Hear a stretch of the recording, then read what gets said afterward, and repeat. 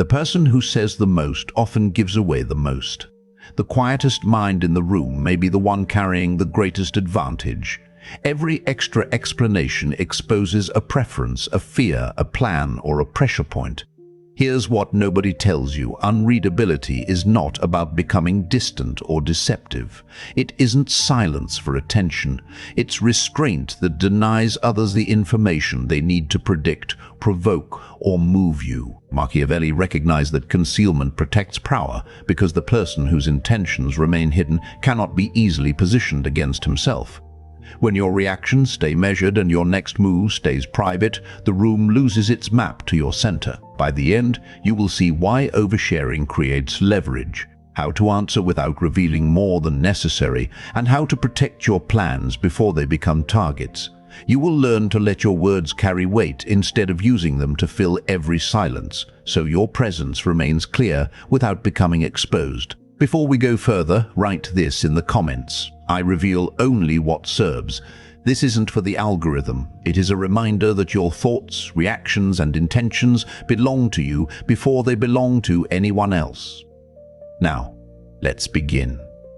The first discipline is learning to notice how much of yourself enters a room before you have decided to reveal it. Number 1. The impulse to explain everything. When you feel misunderstood, the mind reaches for more words. You clarify the intention, add the background, defend the detail, and then explain why the explanation was necessary. It feels like protection, but it often becomes exposure. Each sentence gives the listener another piece to interpret, challenge, or carry elsewhere. Why does this happen? Because uncertainty creates discomfort. The mind believes that if every gap is filled, control will return. But every gap you rush to fill can become a handle in someone else's hand. A person does not need to know your entire plan to influence you. They only need to know what you are afraid will be misunderstood. There is a second layer beneath the urge. Explanation can become a request for permission, disguised as information. You are not merely describing what happened.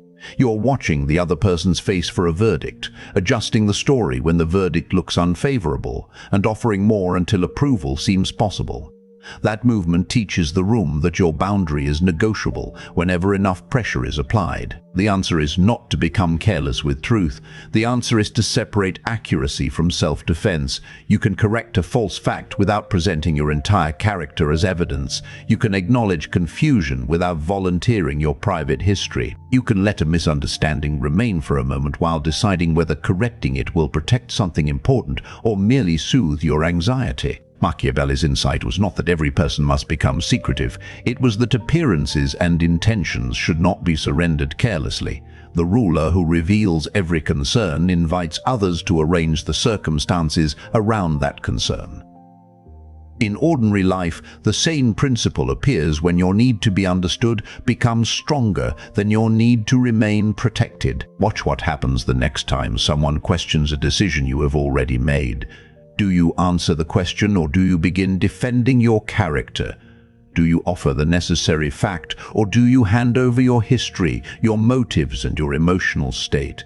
Ask yourself what information is required here and what information is being released only to relieve tension. A short answer is not automatically a weak answer. Sometimes it is the most accurate one. That is the decision. The details are still private. There is nothing more to add. These statements do not attack anyone. They simply close the door before your private reasoning becomes public material. It is not that explanation is always dangerous. It is that unnecessary explanation turns your inner life into an open file. The goal is not to make people guess wildly. The goal is to stop giving them a complete map. Number 2. The pause before the answer. Unreadability begins in the space between what happens and what you do next. Most people treat that space as an emergency. A question arrives, a criticism lands, a silence opens, and the mouth moves before the mind has chosen its position. That reflex makes you easy to read because your first reaction becomes your public answer. The mechanism is simple. Pressure narrows attention. When the nervous system senses judgment or threat, it searches for immediate relief. You answer quickly, not because the answer is ready, but because the discomfort of waiting feels exposed. Whoever can make you react on demand has already gained a measure of influence. The pause also reveals the difference between information and emotional bait. A genuine question can survive 2 seconds of thought. A coercive question often depends on your discomfort, your need to appear cooperative, or your fear of seeming difficult. When you slow down, you are not automatically accusing the other person. You are testing whether the request still deserves the same access after urgency has been removed. Machiavelli understood that composure changes the balance of a room. A person who does not hurry under pressure cannot be easily led by the urgency of others. Delay is not indecision when it creates room for judgment. It is a way of refusing to let another person set the tempo of your mind. So practice the pause without turning it into a performance. Breathe once. Let the question exist for a moment. Notice the tone beneath the words. Is this a request for information or an attempt to force a confession? Is the person seeking an answer or seeking the emotional reaction that comes before it? You can say, "Let me think about that." You can say, "That depends on what you mean." You can say nothing for 2 seconds while you decide what belongs in the room. Why should another person's impatience determine the speed of your honesty? Why should a demand for immediacy earn access to your private thoughts? When the pause becomes familiar, it changes how you experience silence. Silence is no longer evidence that you have lost control. It becomes the place where control is recovered. You hear the words, observe the pressure, and choose whether the next sentence should answer, redirect, or end the exchange. The person who expected an automatic reaction is left with less certainty, while you regain the ability to act from judgment rather than from alarm. The pause does more than hide emotion. It separates your chosen response from your automatic one. You stop rewarding provocation. You stop mistaking urgency for importance. You stop letting the loudest person become the author of the exchange. It is not silence used to intimidate. It is silence used to select. And once you select your response, fewer words can carry more authority than a flood of them. Number 3. The difference between privacy and secrecy. Some people hear the word unreadable and imagine a mask. They begin withholding every opinion, avoiding every connection, and treating ordinary trust as a weakness. That is not strength. It is fear, wearing a polished expression. The mind protects what it considers valuable. When you have not decided what deserves protection, you either reveal everything or conceal everything. Both reactions surrender judgment. Oversharing gives away your boundaries. Total withdrawal makes you governed by suspicion. Clarity lies between those extremes. The reason selective disclosure works is that trust is not a single door. It is a series of doors, and each one should open according to evidence. A person may deserve your courtesy without deserving your plans. Someone may know your preference without knowing your vulnerability. Someone may work beside you without being invited into the private reasons behind your next move. Consider access as something that can be proportionate. You do not have to decide whether someone is completely safe or completely dangerous before choosing what to share. You can offer a small fact and observe how it is handled. You can offer a boundary and observe whether it is respected. You can offer a concern and notice whether it is met with care or converted into a future accusation. Privacy is not a verdict against another person. It is a piece of trust. Machiavelli's view of concealment can be applied without cruelty. What is still forming should be shielded from premature judgment. A plan exposed too early becomes surrounded by opinions, expectations, and competing interests. Before it has gained strength, it is forced to defend itself. Notice the difference in your own life. When a new decision is still fragile, do you announce it to collect approval? When a relationship feels uncertain, do you narrate every detail to anyone who will listen? When you are hurt, do you make the injury public before you understand what it means? Ask yourself, am I sharing this because it serves the situation or because I want someone else to carry the uncertainty for me? Privacy says, this belongs to me until I choose otherwise. Secrecy says everyone is a threat. One is discernment. The other is captivity. You do not need to lie.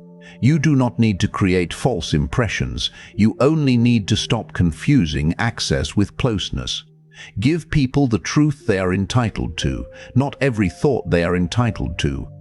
Not every thought they are curious about. The few who understand this do not become colder. They become more deliberate about where warmth is placed. Their openness becomes a choice rather than a leak. That is the difference between a guarded mind and a frightened one. Number 4. The answer that gives information without surrendering direction. Saying less does not mean becoming vague. If your words are empty, people will not experience you as unreadable. They will experience you as unreliable. The aim is not to hide behind fog. It is to speak clearly while refusing to expose every motive, timeline, and emotional reaction attached to the statement. The mechanism here is control of scope. A question often contains more than one request. On the surface, someone may ask what you are doing. Beneath it, they may be asking when you will do it, who is involved, how confident you are, and what would make you abandon it. If you answer all of those hidden questions, you have volunteered a structure others can influence. This is why a useful answer has a stopping point. Without one, conversation expands according to the other person's curiosity rather than according to the situation's needs. You can answer the visible question and leave the hidden questions untouched. You can be transparent about the decision while remaining private about the negotiations that produced it. Clarity does not require total exposure. Machiavelli would have recognized the value of presenting a firm surface while keeping the inner calculations private. The visible decision can be clear even when the full reasoning remains concealed. You are not obligated to display every step simply because someone noticed the destination. Pay attention to the difference between a complete answer and a complete surrender. The meeting is moving forward may be enough. The meeting is moving forward because this person said this, and then that person reacted, and now the concern gives away the emotional architecture around the event. The plan is being revised, may be accurate. The plan changed because of my worry about how they will respond, exposes the pressure point. Try answering in layers. Give the fact. Stop. Let the other person reveal why they need more. If more detail serves the work, provide it. If the request is merely curiosity dressed as concern, allow it to remain unanswered. What would happen if you stopped treating every question as an obligation? What would change if you let a person explain why your private information is necessary before you released it? A precise answer has edges. It does not wander into confession. It does not wander into confession. It does not apologize for its own boundaries. You say what is true, and you leave the rest where it belongs. It is not evasiveness. It is disciplined relevance. You are not trying to make the room uncertain about everything. You are making sure the room has access only to what the moment requires.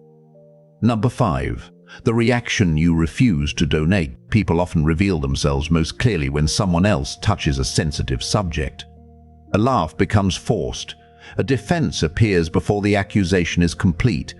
The voice rises, the explanation expands, and suddenly everyone knows which sentence found an hidden nerve. This happens because emotional reactions communicate value. What provokes you tells people what matters, what scares you, and where you feel powerless. A person does not need to know the full story when your reaction has already marked the location. That does not mean every emotion should be buried. Suppression allows pressure to accumulate, and a buried response eventually seeks a less useful exit. Composure is different. Composure lets you feel the reaction without allowing the reaction to make the decision. There is often a brief moment before the visible reaction when the body has already registered the threat. The chest tightens, attention locks onto a word, and the mind begins composing a defense. That moment is not failure. It is information. You can notice the signal without translating it into a speech. You can identify the wound privately before deciding whether the person who touched it deserves an explanation. Machiavelli placed weight on the ability to appear steady when circumstances shift. The point was not to deny reality, but to prevent others from using your visible panic as evidence that they have found a weakness. In your own life, this means refusing to let a provocation become a public negotiation over your dignity. Watch the moment someone delivers praise with a hidden insult, asks a question with an accusation inside it, or becomes suddenly silent after you succeed. Do not rush to correct the atmosphere. Do not beg for reassurance. Let the behavior remain visible. If you explain your reaction before the other person explains theirs, you may erase the very evidence that would have clarified the situation. You can answer, "That is an interesting interpretation." You can say, "If you have a direct concern, state it plainly." You can simply continue with the task. A measured response forces the other person to carry the weight of what they intended. Most people believe every emotional disturbance requires immediate expression. The few learn that not every disturbance deserves an audience. You stop proving that you are unaffected.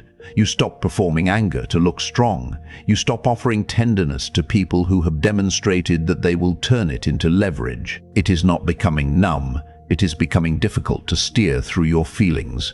Your emotions remain yours, but they no longer serve as public instructions.